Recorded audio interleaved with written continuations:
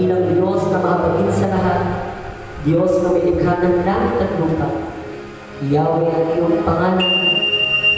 Sa pamamagitan po ng iyong buktong na anak na si Jesus na taga Nazaret, nandito po kami sa dakong banal.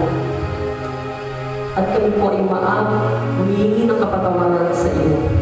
Inaamin po natin na kami makasalanan sa isip, sa salita at sa gawa. Kahabagan mo po ang mga kapatid kong naririto at pagpalain sa bawat yugto ng kanilang buhay.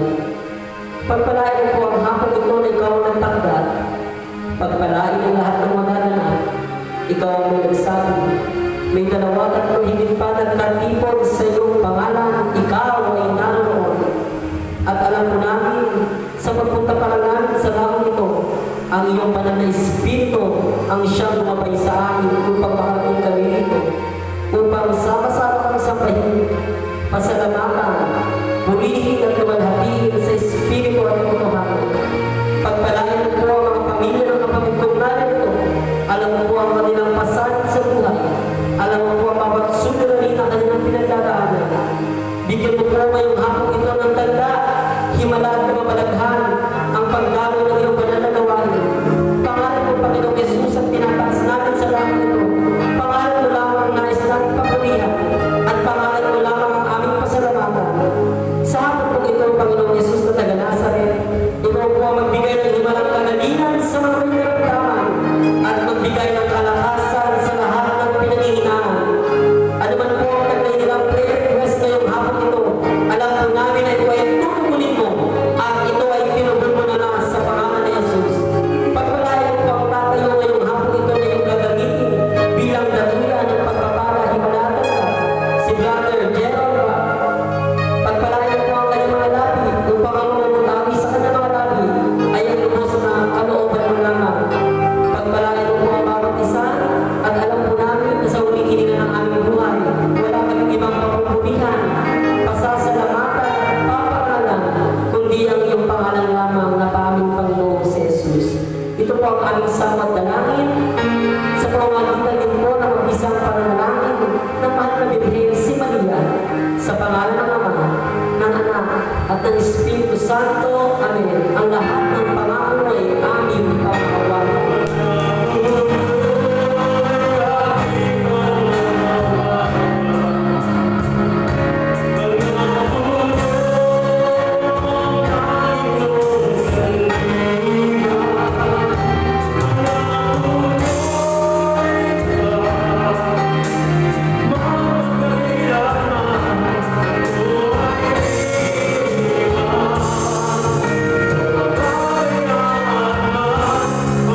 Oh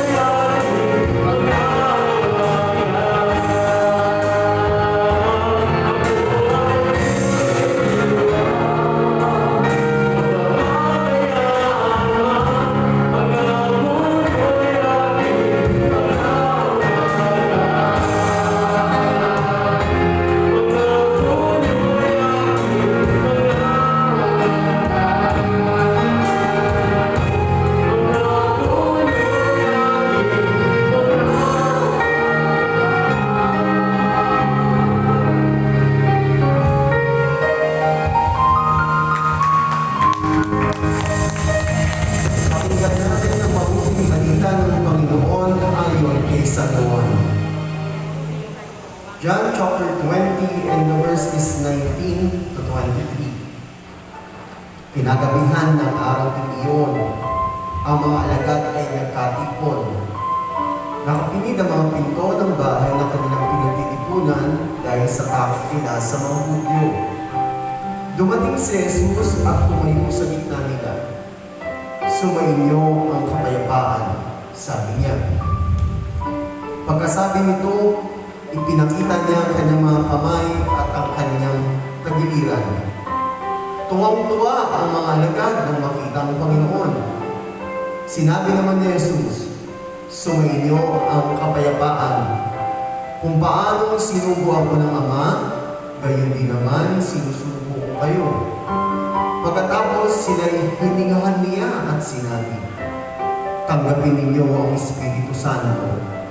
Ang patawarin ninyo sa kanilang mga kasalanan ay pinatawad na nga. Ang hindi niyo patawarin ay hindi nga pinatawad.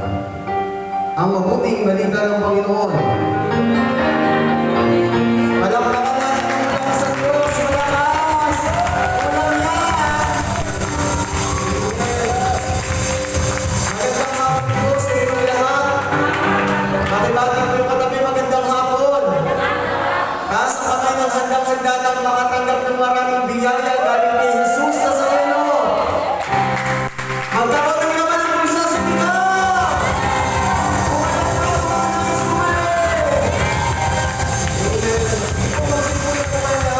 Magandang hapon po. Ako po si Brother Balong Valles, ang leader po ng E-Host de Jesus Nazareno Community. Pwede na po kayo po, sister. Sige po.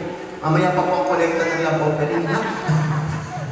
Maraming salamat kay Brother Jello. Unang-una siyempre sa Panginoon at sa actually 3 years in the making or more than 4 years, no? Nung una niya ako sinabihang pumunta rito at ngayon na natupad o kailan may pandemic pa. Amen? Diba? Sige po, huwag niyong pigilin yung palakpak niyo sa Panginoon. Maganda yan. Ngayong hapon na ito ay nakita ko maraming nakasimangot kasi naka-face mask. Sayang yung lipstick. May nag-lipstick to kanina, tas ang face mask din. Sayang, no, sister? No, sayang.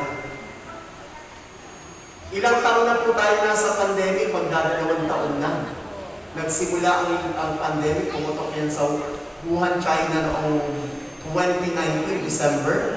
March. Sa Wuhan, China. Sa Pilipinas, nag-lockdown tayo, March. Diba?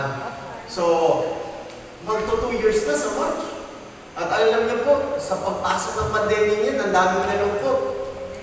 Ayon sa Amerika, sa statistic noong 2021, mahigit 40 million na Amerikano ang tinamaan ng anxiety and depression.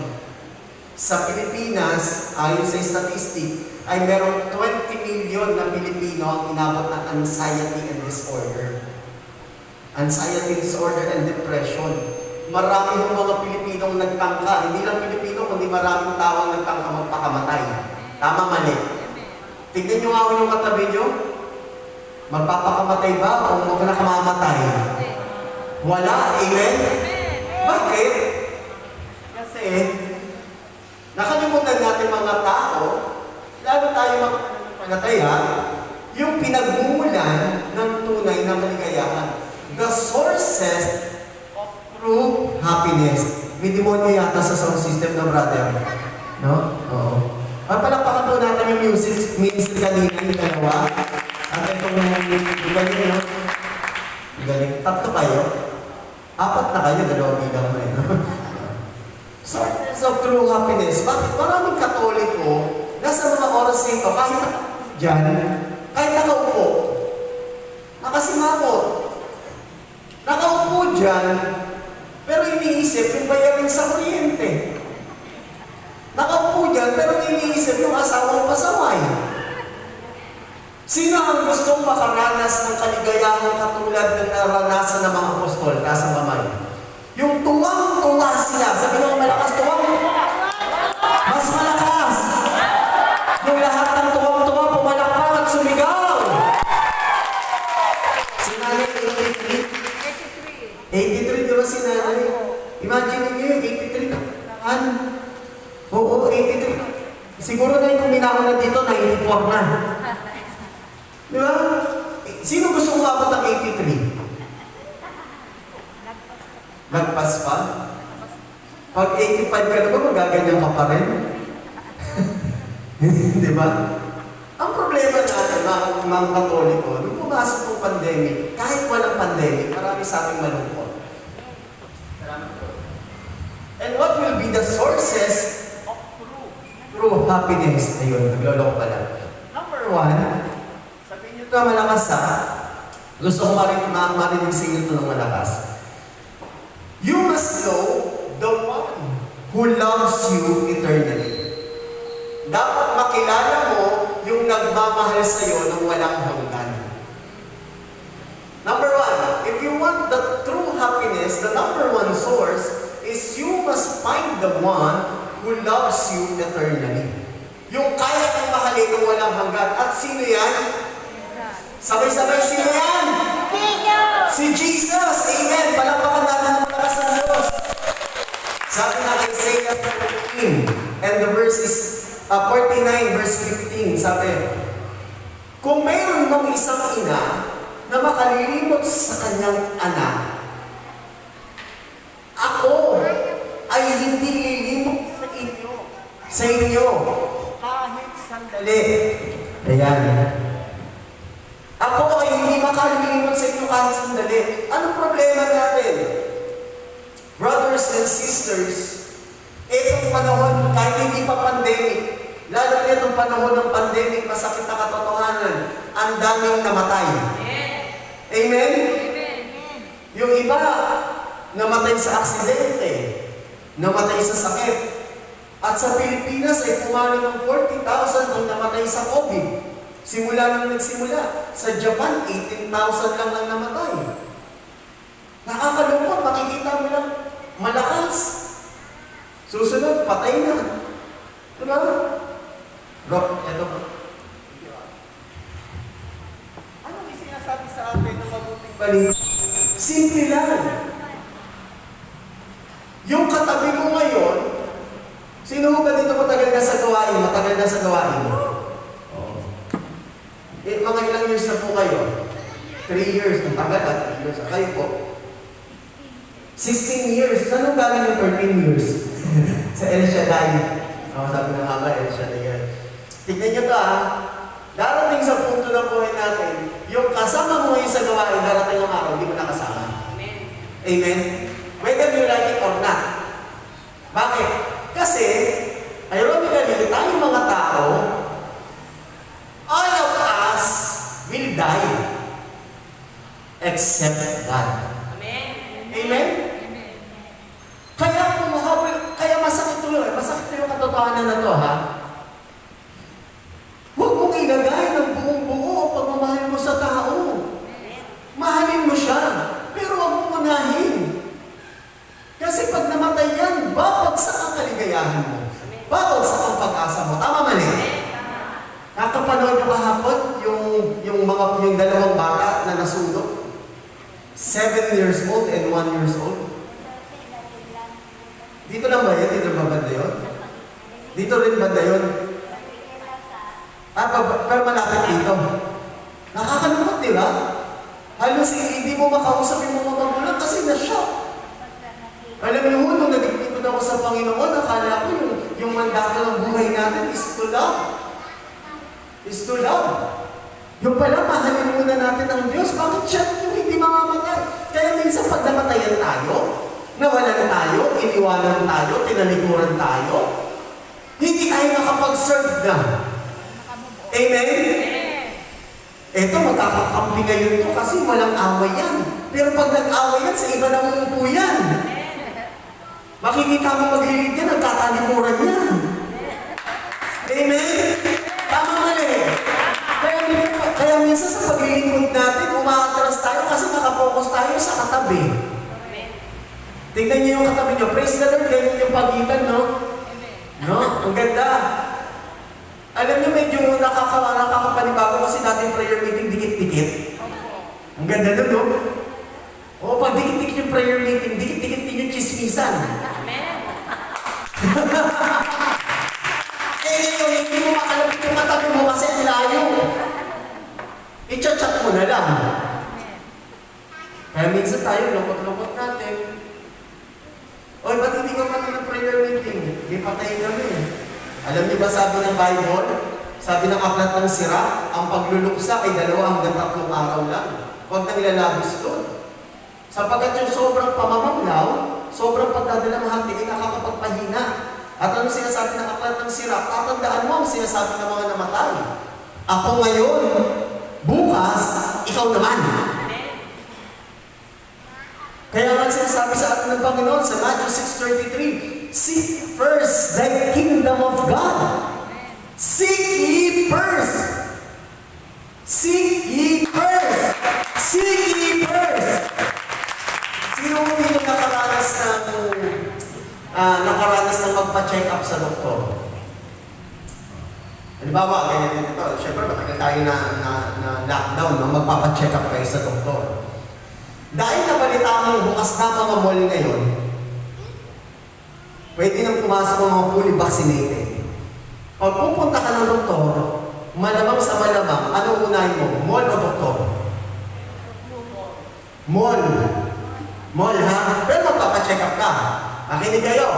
Kapag ang priority mo magpa-check up sa doktor, pero inuna mo yung hindi mo priority, mauubusan ka ng oras sa priority mo. Nakuha niyo mo? Pero kung uunahin mo yung priority mo, na yung check-up pala ay tatagal lang ng 30 minutes, meron ka pang mahabang oras para makapaglaboy. Kaya minsan kinakapos tayo, inuuna natin yung hindi priority. Amen? Yung palakpak na yan, para kayo yan.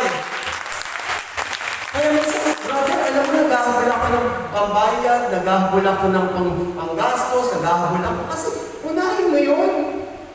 Kaya masabi, seek ye first the kingdom of God and His righteousness, and all these things will be added unto you. Amen? Kaya mga naglilingkod sa Diyos, hindi na uubusan. Hindi na uubusan ng kasiyahan. Hindi na uubusan ng bigas. Ano ba pangako ng Panginoon sa mga propeta? Di ba yung propeta Elias, anong sabi niya sa babaeng balo? Konti na nga lang itong harina namin eh. Anong sabi niya? Bigyan mo muna ako. At tandaan mo, yung binigay mo, hindi ka mauubusan. Kaya minsan nauubusan tayo. Kaya minsan may mga naglilingkod, umaatras. Hindi mo na nakikita mainit sa paglilingkod. Nagkatampuhan na, umatras na. Nagkasiraan na, umatras na. Pero kapag priority mo si Lord, when He begin, kapag siya ang ating priority sa buhay, yun yung oras na mararanasan natin yung unconditional love ni Lord. Doon mo lang mararanasan. Kapag hindi mo mararanasan, kung sinasabing walang hanggang pagmamahal ng Diyos, kung hindi mo siya unahin, kailangan pagkagising sa umaga, mga kapatid, manual lang ba? Bago ka bumangon, bago ka magbubog, mag-sign of the cross ka muna ng malaki. Lord, salamat, buhay pa ako. Di ba? Tignan mo yung mga anak mo, Lord, salamat, buhay pa sila. O, tignan mo yung mister mo, Lord, ba't buhay pa yan? Di ba? Ayan, may mga pintas kayong rosaryo, di ba? Bago ka maghugas ng pinggan, bago ka maglaba, bago ang lahat. Hindi natin mararanasan yung eternal love ni Lord eh. Kung lagi siyang second choice. Amen? Amen? Sabi mo nga sa katabi mo, unahin mo si Lord. Lakasan mo. May kwento ako sa inyo, ha? May kwento ako. Minsan daw dumating si kamatayan sa bahay ng isang kasister. Sabi ni kamatayan sa kasister, alam mo, oras mo na. Ayon dito sa listahan ko, ikaw ang number 1. Kinabahan niya kasister. Pero dahil nagbago na siya, renewed na siya, sabi niya kay kamatayan, dito ka muna pagtitimpla kita ng kape. Pinagtimpla niya ng kape si kamatayan, pero yung kape, hinaluan niya ng pampatulog. At habang natutulog si kamatayan, nilagay niya yung pangalan niya sa hulihan. Nakatulog si kamatayan. Alam niyo, nung nagising si kamatayan, sabi sa kanya, alam mo, bait-bait mo. Sa lahat ng pinuntahan ko, ikaw lang yung nagtimpla sa akin ng kape. Huwag ka mag-alala. Uunahin mo yung nasa hulihan.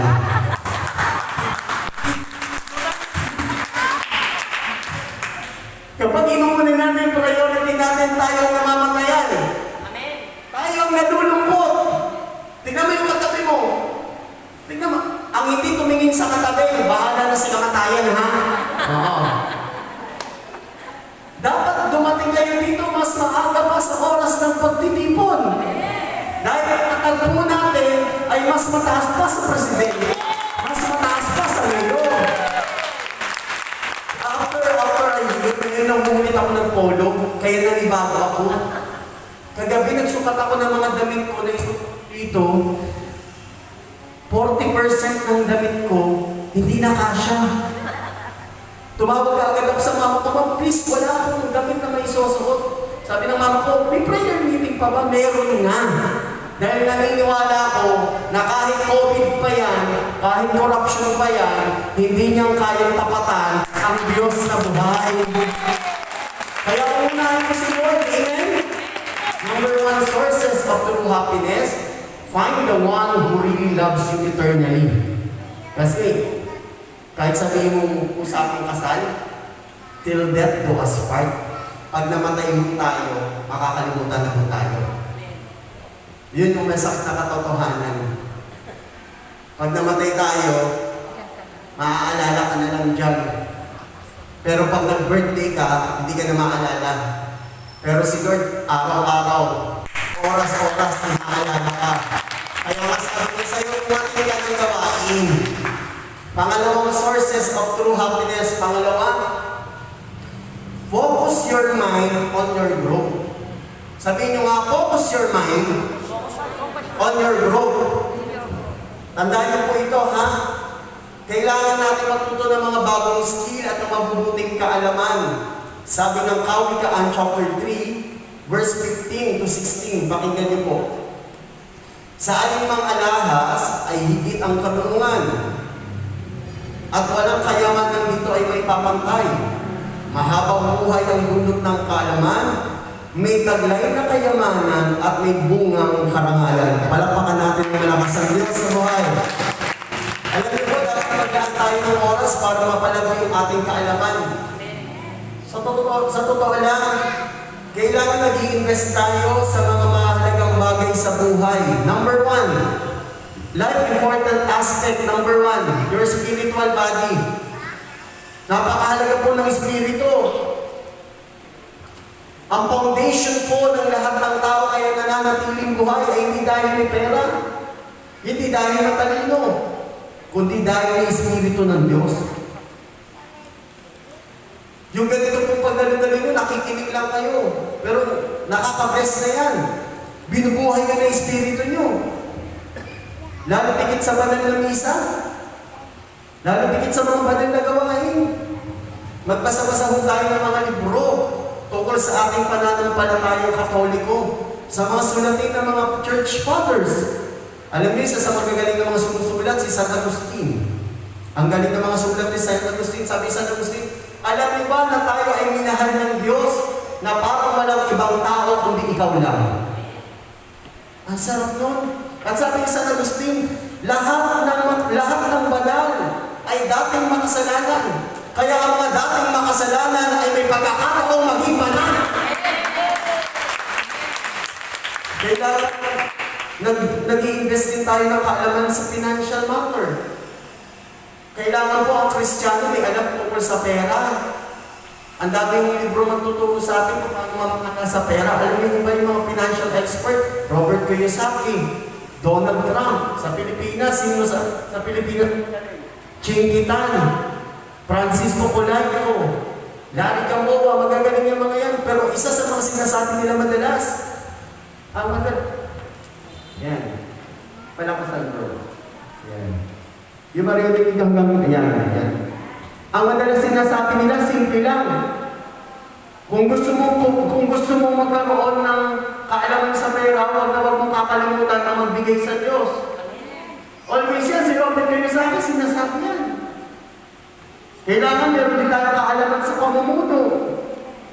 Sa magagaling na pamumuno, magaling yung libro ni John Maxwell. About leadership, read about John Maxwell. Kung gusto nyo naman ng guidance sa mga buhay, marami. Ano problema natin mga Katoliko? Ang problema po natin mga Katoliko, mas gusto natin malaman yung buhay ng iba kaysa sa buhay natin. Marites. Fly high, Marites. Oo, di ba? Ano, kasi kaya Marites, Mars, anong latest? Di ba? Lalo sa emosyon, alam niyo po ba, karamihan ng karamdaman natin ay galing sa psychosomatic roots. Ibig sabihin, yung mga negative emotion na meron tayo, nagpuproduce siya ng sakit. Halimbawa, nasa kami ng naranasang magalit. Eto ang karanasan. Pag ikaw ay galit, wala kang ganang kumain. Hindi ka makatulog. Oo nga, wala kang ganang kumain, hindi makatulog. Asan mo ba kayo, ha? Di ba? Sino mo dito naranasan ng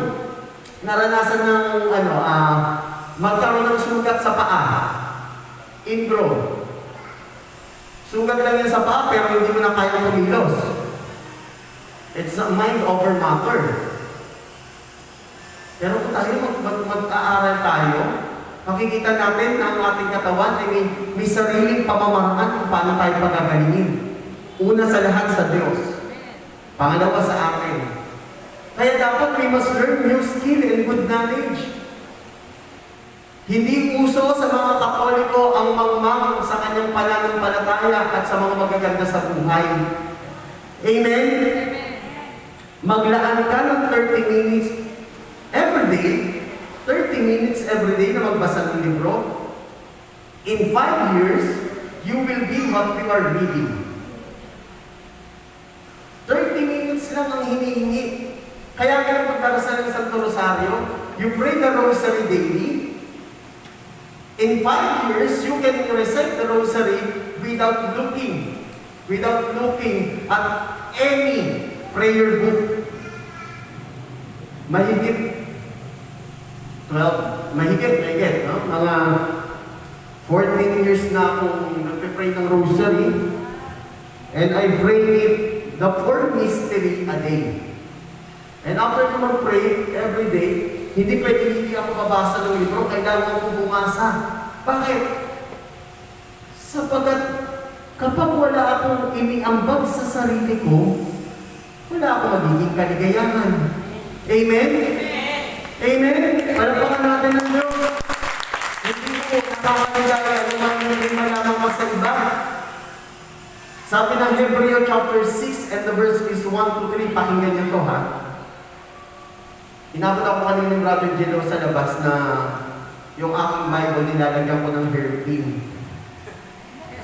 Kaya sabi niya, sige bro, hairpin ang mumuna yan ha. Pakinggan niyo to, sabi ng Hebreo chapter 6 verse 1 to 3. Kaya huwag na ang panimulang aralin tungkol kay Kristo ang pag-aralan natin, kundi yung magkakatid sa atin ng ganap ng pagkaunawa. Huwag na natin ikukulang panahon sa muling paglalagay ng mga saligang aral, pagtalikod sa mga gawang walang kapuluhan sa paningin ng Diyos, pananampalataya sa Kanya, pagtuturo tungkol sa bautismo, pagpapatong ng mga kamay, muling pagkabuhay ng mga patay at ang kahabulang walang hanggan. Sa halip, magpatuloy tayo. Iyan ang gagawin namin kung kalolobin ng Diyos. Palakpakan natin ng Diyos. Improve natin. Alam niyo mo mga kapatid, sino sa inyo may bottled water? Tubig. Wala mong laman ha. Mayroon na sister kayo. Ito. Yung ilaman, ito pwede. So sorry mo ha. Magkano ito sa labas? 12. 12 no? Pag ito ipinasok mo sa, pag sumakay ka ng bus, magkano mo sa bus? 15 sa bus, no? Pag pumasok ka sa hotel, magkano to? 90. Magkano sa hotel bro? Nag-hotel ka ba bro? Kumana? 90. Hindi pa mamahal yung hotel yun. Hindi pa. Kung ang mga hotel ay mga kamamapulong, magkano ba yung ganito?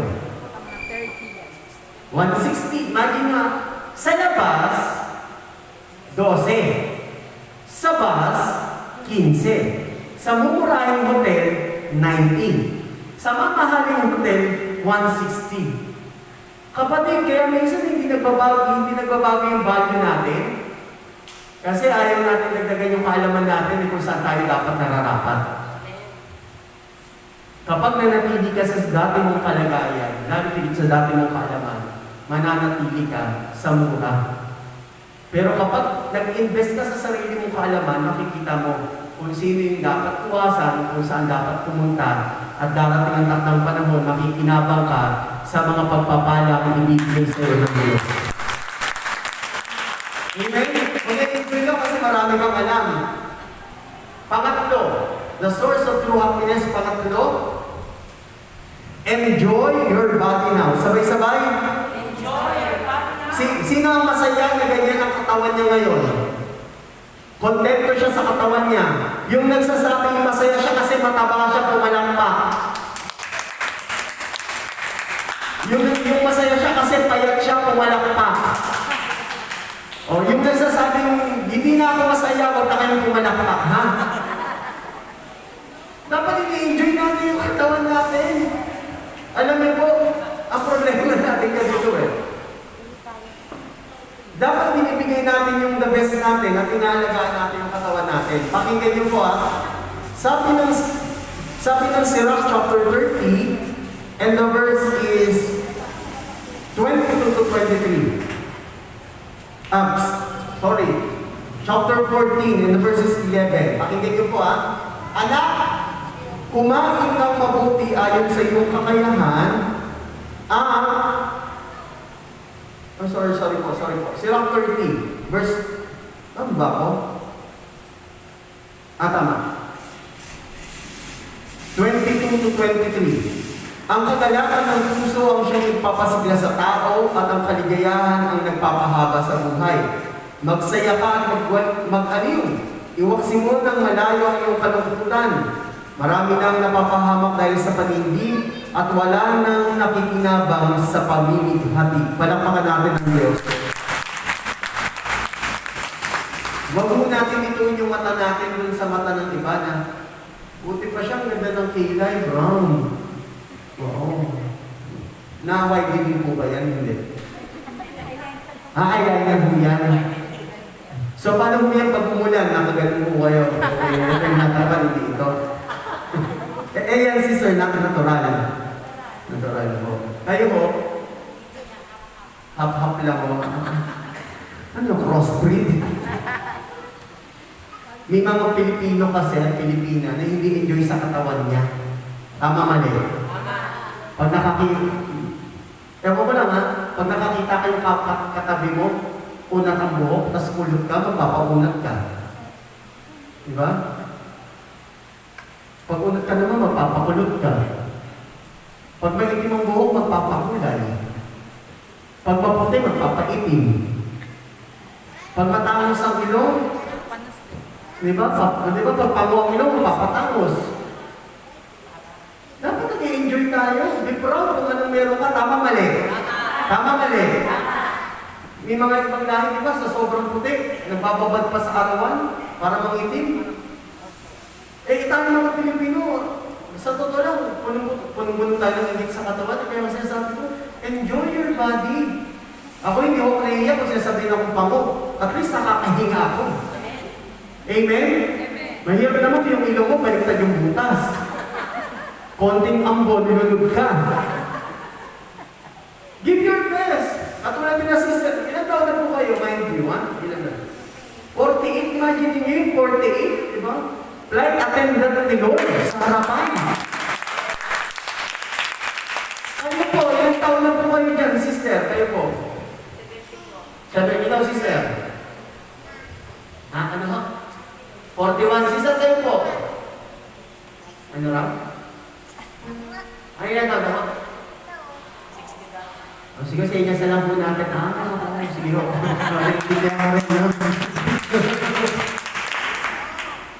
Kapag bata ka pa, sumayaw ka na maganda. Hindi yung sayaw mo, pag ano ganun lang. Pag na-stroke ka, mahirap ibalik yan. Sinabi nga, kaya nasayaw kanina. Kulang na lang ito, mag-8-8 ka na yan. May pag-gano'n pala, may pag-gano'n na. Natulog ni brother, ilan na ako yung brother? 30. Talagang long hair ka, no? Oo. Katulad niya, tumutugtog, ini-enjoy niya. Kung ano yung ginagawa mo, isama mo yung katawan mo, makakalimutan mo problema mo. Amen? Yung iba pa ako, ay, ang taba mo na. Uy, praise God, pinaghirapan mo yan. Diba? O, diba, true? Yeah. Lord, kagabi yung nanay ko, kung nakita ko ng nanay ko, nagsusukat ako ng polo, sabi ng nanay ko, ang taba mo na. Sabi ko sa mama ko, okay lang, at least, pandemic, hindi tayo ginutom ng Diyos. Hindi na natin yung best. Ano ba sinasabi? Ito maganda to eh. Sinasabi ng Kawikaan 15 and the verse 17 ganito. Gusto ko pong makinig kayo kasi maganda yung sinasabi ng Kawikaan 15 and the verse 17. Pakinggan niyo po. Pwede bang taas yung dalawang kamay? Taas, taas. Babasahin ko tayo. Hindi mo ibababa hanggang hindi ako tapos. Sabi dito, mas masarap ang isang plato ng gulay na inihaing may pag-ibig kaysa isang matabang baka na inihaing may galing. Palakpakan natin ang Diyos. Kapag kumakain po tayo, pasalamat tayo, Lord. Salamat, may pagkain pa. Diba? Lord, thank you. Kumakain pa ako. Diba? Pasalamatan din natin yung nagluto. Hindi yung kain ka lang na kain, tatanungin mo, sino nagluto? Pag sinabi mo ako, well, hindi nga. Alam mo, ang problema natin mga Katoliko, may pagkain na tayo sa harapan, hindi natin nakikita na ang Diyos ay nagpo-provide. Brother, sa totoo lang, minsan nakakatuwa tayo eh, no? Reklamo tayo ng reklamo, ano ba yung ulam natin? Brother, nakakasawa na yung ulam. Puro na lang baboy, puro na lang baboy, puro na lang baboy. Sige, bukas balik kayo, ikaw naman nakakainin ng baboy. Subukan natin sabihin ng baboy sa'yo, ano ba yun? Puro tao na lang, tao na lang. Di ba? Naalala ko one time nung sinasabi ko sa Lord, babiyahin ako, Lord, sabi ko, gutom na ako. Gutom na talaga ako, Lord, pero yung pera ko pamasahin na. Eh, di ba sinasabi, mas masarap yung gulay na inihain may pag-ibig kaysa isang matabang baka na inihain may kanin? Pumasok ako sa isang restaurant at sabi ko, Lord, kakain ako, gutom na talaga ako. At dahil ang kakasya sa pera ko ay yung budget meal na isang kanin, 2 gulay, alam niyo mo nangyari? Yun yung talaga tinuro ko. At nung ako'y kumakain na, nakakapunang suko na ako, may lumapit sa akin lalaki, sabi niya, brother, bakit yan naman binili mo? Sabi ko, hindi ko masabi na kulang yung budget ko. Sabi ko, hindi, ang nagda-diet ko ako. Alam niyo, pagbalik niya, pinalang kalahating manok. Nilagang baka. Sabi ko, brother, sabi ko, sige, dito ka na tumabi, kaya tayo, hindi, brother. Para sa'yo yan. Sabi ko, bro, hindi. Okay na ako dito. Huwag ka magalala, bayan na yan. Bago ka pa kumain, bago ka pa magsaing, lahat ng gagawin mo, bayad na ng Diyos. Kaya huwag ka nagreklamo kung yung bigas, ba't ganito yung bigas? Buti nga sa iyo yung bigas eh. Punta ka ng Africa, sa Africa, kinakain puti. Ang tawag nila, mud cake. Mud cake. Paano naging cake yun? Punta ka sa Africa, ang pagbisita ka, ang ipapakain sa'yo, pinaghalong harina at gaw-gaw. Paste. Tapos isasawsaw sa kung ano-ano. Sa Pilipinas, hindi mo masabing mahirap ka kapag ang ulam mo tuyo. Nung nasa Leyte ako, way back 2007, Palumpon Leyte, ang sarap kaya mag-ulam may mga Bisaya dito, no? Hindi mo mga Bisaya, pag nag-ulam nyo yung mga daing, mga tuyo, igagano lang niya sa ano eh. Sa apoy eh. Iihaw lang, diretso yun eh. Tapos ang sausawan ng kamoting, yung talbos ng kamote, may kamatis, may sibuyas, may sili, tapos may suka. Masarap! Kumakain ako sa beach, ganun yung ulam, ang sarap. Lumapit ang Amerikano, sabi niya, what are you eating? I'm eating root grass. Oo, sabi niya. In our place, only pig eat grass. Sakit mo, di ba? Sabi niya, doon daw sa lugar nila, ang mga kumakain daw ng mga damo, mga baboy. Alam niya, natataw na kabawi ako, ang hawak niya saging. You know, in the Philippines, only monkey eats saging. Ang sarap-sarap na yung mga ulam yan. Amen? Kaya kung ano man ihain sa'yo, praise the Lord. Lord, salamat, buhay pa ako. Lord, salamat, may kinakain ako. Lord, salamat, may iniinom pa ako ng tubig. Diba? Hindi ka mabubusan ng kasiyahan. Love what you eat and all the people who prepare your food. Eh kung talagang gusto mo mag-diet, mag-diet ka, huwag ka naman damay. Sa bahay namin, nagplano mag-diet yung misis ko, dinamay kami, pati kami hindi pinakain. Ikaw na lang, di ba? O pang-apat, sources of true happiness. Sabihin nung malakas tagumpay ako sa buhay. Pang-apat na sources of happiness, we are victorious in this life. Ang dami na natin pinagdaan ng problema. Pero hanggang ngayon, nandito ka pa. Hanggang ngayon, sumisigaw ka pa ng amen. Hanggang ngayon, pumapalakpak ka pa. Malakas. Walang tingin. Walang sawa. Sabi ng 1 Corinthians 10:13, wala pang pagsubok na dumating sa iyo ang hindi dumaan sa ibang tao. Tapat ang Diyos. Sa oras na dumating ang pagsubok na yan, bibigyan kanya ng kalakasan para magtagumpay. We encounter tons of trials that causes us so much pains in life. Ang daming problema. Pag inisa-isa mo, ang dami. Di ba na bro? Kahit ikaw kahit sabihin mo okay yung sound system mo, ang daming problema, di ba? May lumalabas na daga. Ang daming problema. Kung bibilangin, may problema. Pero ang daming tagumpay. Praise God, Lord. Ako, sinasabi ko for 16 years, Lord, thank you pa rin. Lagi ko sinasabi, hindi naman dapat ako maging preacher. Sino sa inyo nakaranas ng pinakamahirap na tagpo ng buhay niya? Yung nag-ulam ng asin, nag-ulam ng toyo at mantika, naranasang pumasok ng walang baon. Ano po? Uminom kayo ng alcohol? Niloko po ako. Kasi madamay pa yung kasama ko sa bahay. Ininom niya alcohol. Mamatay man ako sa langita. Akala niya COVID. Wala pang COVID nun. Sinabi ko naman po, Lord, kasi kung mandamay ako ng tao, hinihigil ako. Yung alcohol. Kasi that time, inuubo ako na matindi. Ah. Pero, pinalakas ako ng Panginoon. Amen. Salamat sa Diyos. Huwag niyo nang uulitin ang alcohol mo sa kamay. Ha? Sa kamay mo yan, hindi mo sa bibig, ha? Ang dami na natin pinagdaanan. Ako na kung sinasabi ko, Lord, bakit ba kayo akatras? Kung ang layo na ng pinagdaanan ninyo? Umapat kayo ng 3 years, na ganito ang head servant ninyo, ganito ang gawain, may ganitong set-up.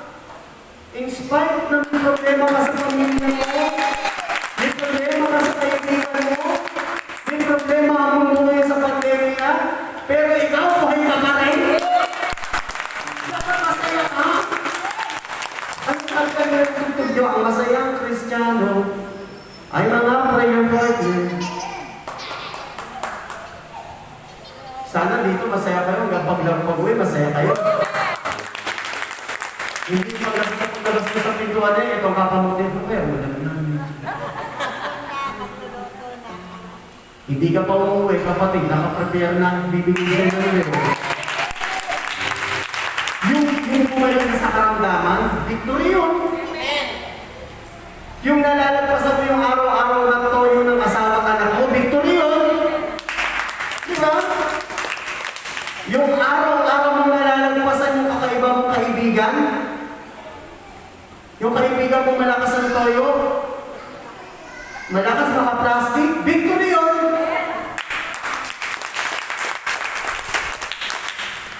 People die, sabi ni Scotty Waves, many people die emotionally, mentally, and physically. Pero ikaw nandito po, buong buo. Diba? Kaya, mamayang gabi, bilangin ninyo, yung ilan ang magtagumpayan ninyo. Brother, kasama ba sa pagbibilang yung pagtama ko sa loto? Bahala kayo. Basta pag tumama kayo, magbigay kayo, ha? Ha? Your blessing. Ano sinasabi ko? Kasi kayo tayo nalulungkot eh. Yung iba kayo nalulungkot, kung nakausap mo, ang dala, puro problema. Bakit hindi mo bilangin yung mga pagtatagumpay? Sabi ng Sirach chapter 34 and the verses 9, pakinggan nyo to. Gusto ko to eh. Sabi dito, maraming nalalaman ng taong nakapaglakbay at makahulugan ang sinasabi ng isang may malawak na karanasan. Mas masarap makausap yung taong ang dami-daming pinagdaanan. Di ba? You have a wonderful and fruitful life. The lesson is only for you. Sa'yo lang yun. And when you learn how to cherish and enjoy the moment now, kapag natutunan mo na i-enjoy yung ngayon, yung nandito ka ngayon, lahat ng kahapon na masakit, makakalimutan mo yun. Yung nandito ka ngayon, pero maraming tao, wala dito ngayon. Ikaw ulitin ko nandito ka ngayon, nakaupo ka ngayon, pero tago ng utak mo yung kahapon. Yung sinabi ng asawa mo, yung sinabi ng kaibigan mo, yung problema ng mundo. Hello, nandito ka ngayon. Yung ngayon, sinasabi sa'yo ng Diyos, pinagtagumpay kita. Kasi marami nang gusto na nandito ngayon, pero hindi na umabot ngayon. Punta ko sa simenteryo, maraming kantang hindi na nakikanta, librong hindi na nasulat, mga kulang hindi nabigkas, mga pagmamahalang hindi natuloy. Nandito kayo. Kaya kung gusto mo manatiling masaya, yung ngayon, sasabihin mo, brother, gusto ko maging maganda yung bukas ko eh. Ang preparation ng bukas ngayon. Kung magiging masaya ko ngayon, magiging masaya yung bukas. Kung magiging maganda ngayon, magiging matagpuan yung bukas. Amen! Yun ang problema. Kaya nga, every day, Lord, thank you. Every day is my birthday. Amen. Ang birthday ko yun. And number 5, focus on your dreams, not on the people. Mag-focus kayo sa inyong mga pangarap, huwag sa taong katabi mo, huwag sa kaibigan mo, huwag sa asawa mo, huwag sa anak mo, sa pangarap mo. Bakit? Kapatid, Kawikaan 15 and the verses 22. Pakinggan niyo po ito, ha? Maganda po eh. Maganda pag-usapan. Sabi dito,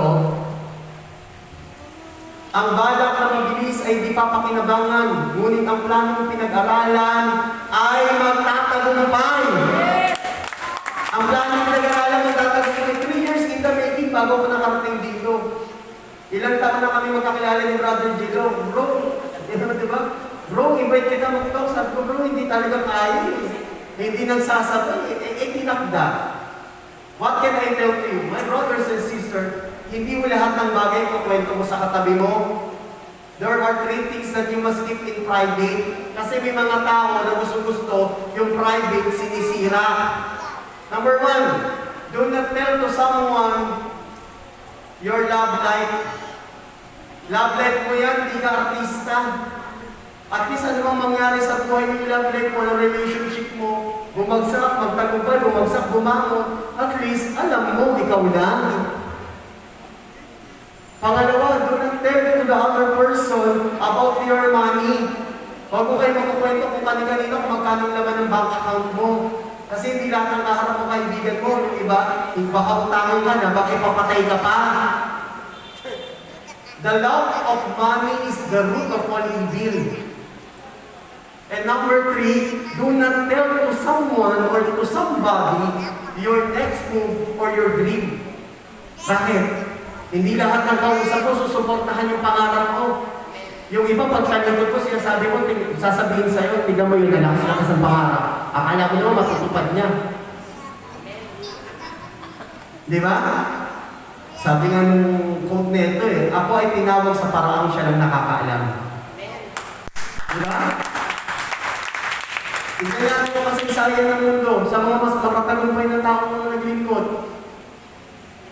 Kapag nakakausap niyo po yung lahat ng kaibigan ni Brother Mike Bilabre, hindi sila naniniwala.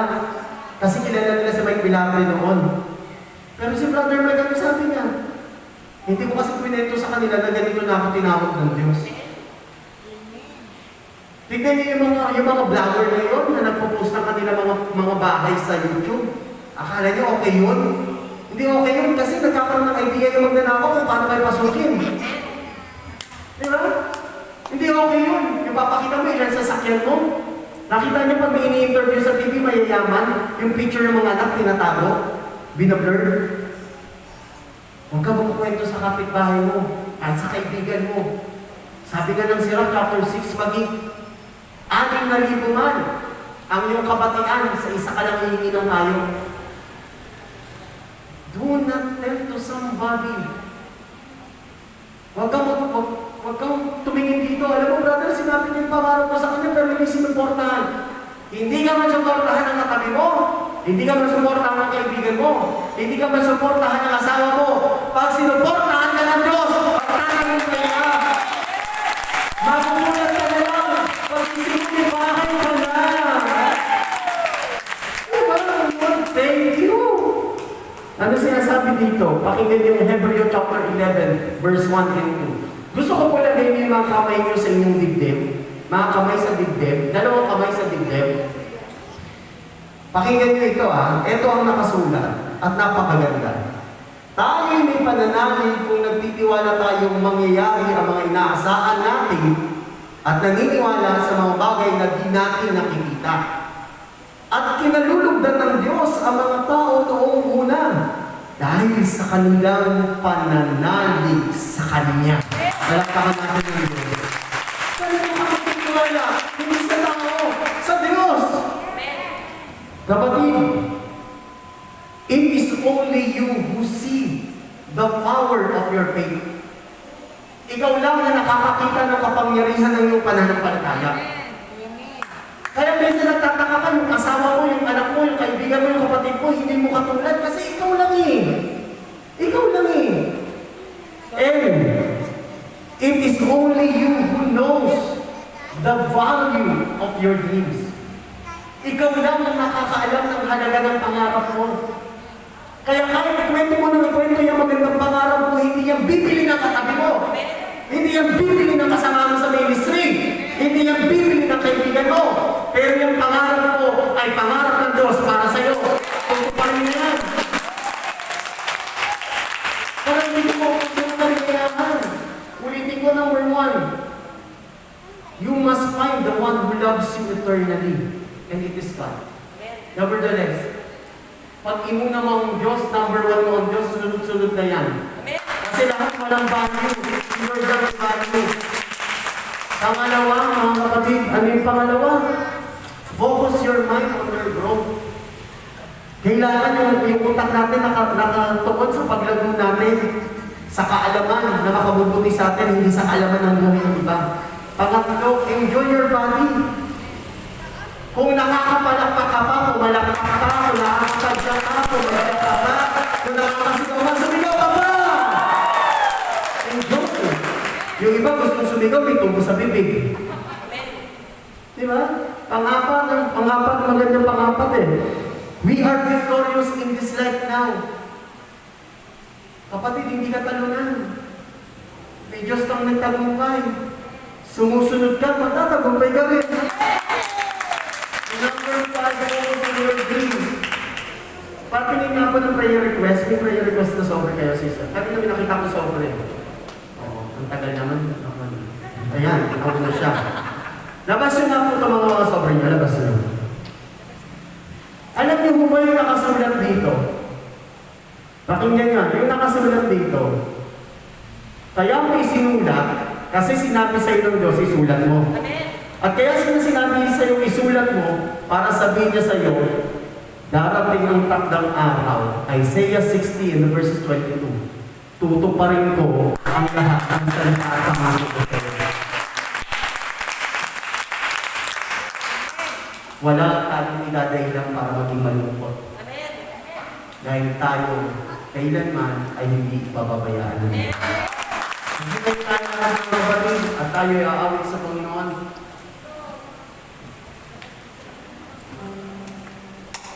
Hawakan niyo mga prayer request po ninyo. Hawakan niyo yun. Tataas natin sa Panginoon. And remember that God is with us. Kailanman hindi tayo pinakayaan ng Diyos.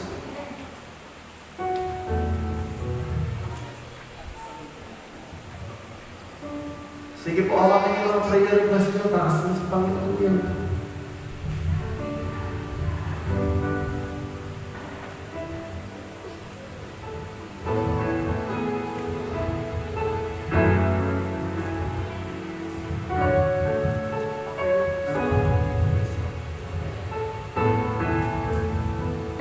Hawakan niyo po prayer request niyo. And we ask the Lord for that right now.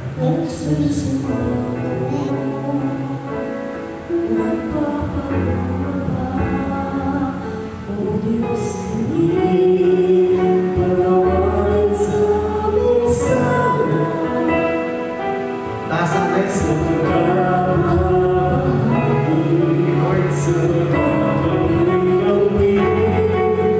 Lord,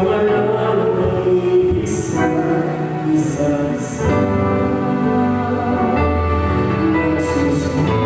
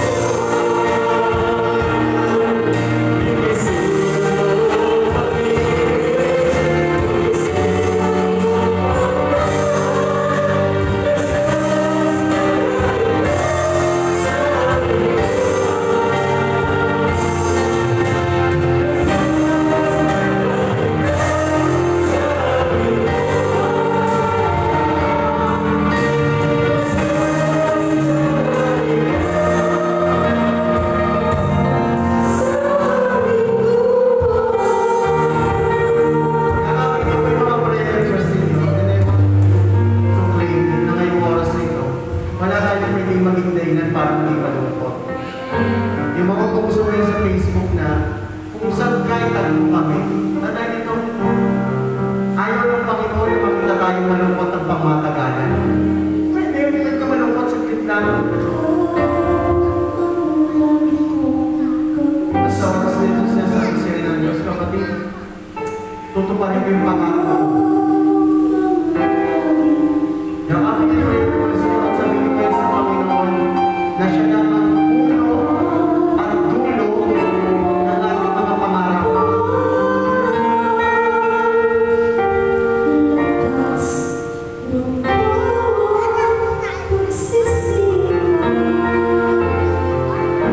Ikaw ang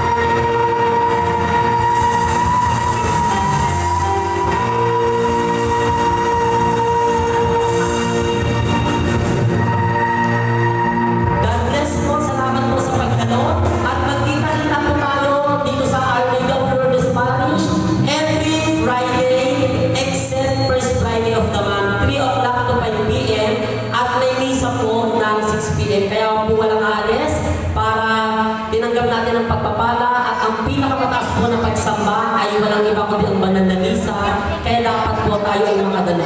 God bless po at count your blessings. Salamat, salamat. Iwagay ba yung mga kamisip po sa buhay?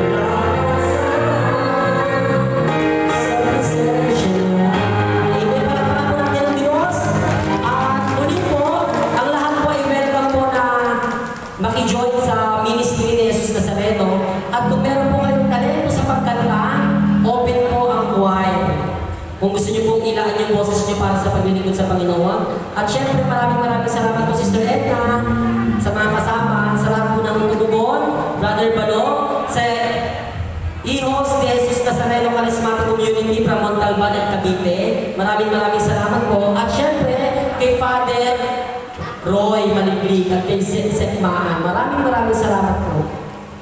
Maganda po tayo para sa banal na misa. Magsuot po ng belo. God bless.